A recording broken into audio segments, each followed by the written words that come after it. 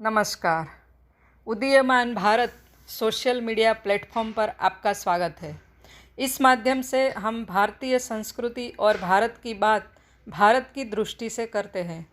समसामयिक राजनीति को भी भारत की दृष्टि से सामने रखते हैं। यदि हम यह सोचते हैं कि हमारा राष्ट्र और हमारा नेतृत्व अब विश्व को मार्गदर्शन दे सकता है, तो यह समय आ गया है कि हम यह समझने का प्रयत्न करें कि अपना युद्ध केजरीवालों और पाकिस्तान जैसे देशों के आगे भी है। यह ध्यान में रखें कि इनको बल देने वाली शक्तियां विदेशों में हैं। वर्षों के परिश्रम के पश्चात अब हमें जिहादी आतंकवाद के विषय में विश्व, विशेषतः पश्चिमी विश्व को जागरूक करने में कुछ सीमा तक सफलता मिली है। वैसे ही हमें शी जिनपिंग की चीनी कम्युनिस्ट पार्टी और अमेरिकी लेफ्ट लिबरल शक्तियां जो अपना रूप बदलकर कई देशों में लेफ्टिस्ट अर्थात वामपंथी या लिबरल बनकर जिहादियों को साथ में लेकर उन देशों की राष्ट्रवादी शक्तियों को नष्ट करने में लगी है, उनके विषय में विश्व को जागरूक और एकजुट करना होगा। इन केजरीवालों और पाकिस्तान जैसे देशों के पीछे यही आसुरी शक्तियां हैं। हमें याद रखना है कि केजरीवाल का संदर्भ प्रथम दृष्टया दिखता है वैसा नहीं है। वह हरियाणा, दिल्ली के मंदिर जाने वाले साधारण हिंदू, व्यापारी जात या वैश्य वर्ग के किसी राजनीतिक व्यक्ति नहीं। उसका यह रूप तो केवल दिखाने के दांत ही है। ऐसे लोगों के पीछे भारत विरोधी विदेशी शक्तियां कार्यरत होती है और वही उनके खाने के दांत है। ऐसे केजरीवालों की उत्पत्ति कैसे होती है, यह हमें समझना चाहिए। हमारे हिंदू समाज में अभिशाप है भोलेपन का। आज जो व्यक्ति अन्ना हजारे जैसे भोले बाबा की निष्ठा का दुरुपयोग करके आम आदमी की गाड़ी में बैठकर खास से भी खास आदमी बन गया, अपने ही साथियों को निकाल कर जिसने पार्टी को अपनी निजी पीढ़ी बना दिया, ऐसे इस पूत के लक्षण तो उत्पत्ति से ही विद्यमान थे।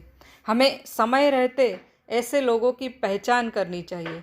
आज केवल एक प्रमाण की ओर हम इंगित करेंगे जो बात को समझने के लिए पर्याप्त है।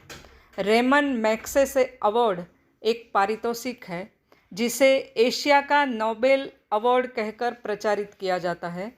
पिछले कुछ वर्षों में यह विशेष विचारधारा या कहिए कि वामपंथी विचारों के चुने हुए भारतीय लोगों को दिया जाता रहा है।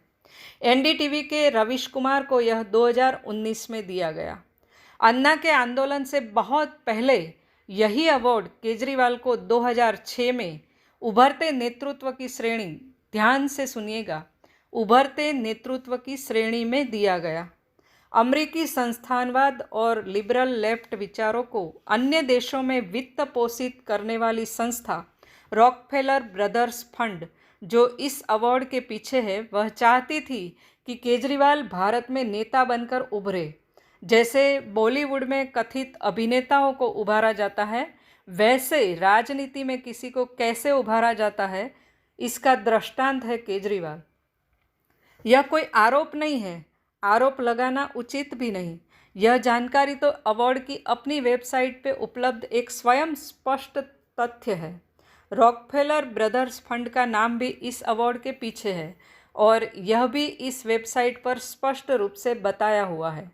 इनकी उत्पत्ति और इनकी राजनीति के पीछे कौन सी शक्तियाँ भिन्न भिन्न रूप धारण करके लगी रहती है, यह स्पष्ट होने के पश्चात यह समझना सरल होगा कि क्यों इसने ताहिर और अमानतुल्लाह को साथ लिया, क्यों कांग्रेस के विरोध में चल रहे अन्ना के आंदोलन का अपहरण करके उसमें से आप पार्टी बनाकर कांग्रेस से लड़ने के बजाय राष्ट्रवादी दल भाजपा को हराने के लिए कुछ भी करने में लगे रहे। इनकी सही पहचान हो जाए, यह राष्ट्र के हित में आवश्यक है। गुजरात के पास अब एक मौका आया है इसे अपनी सही जगह पहुंचाने का।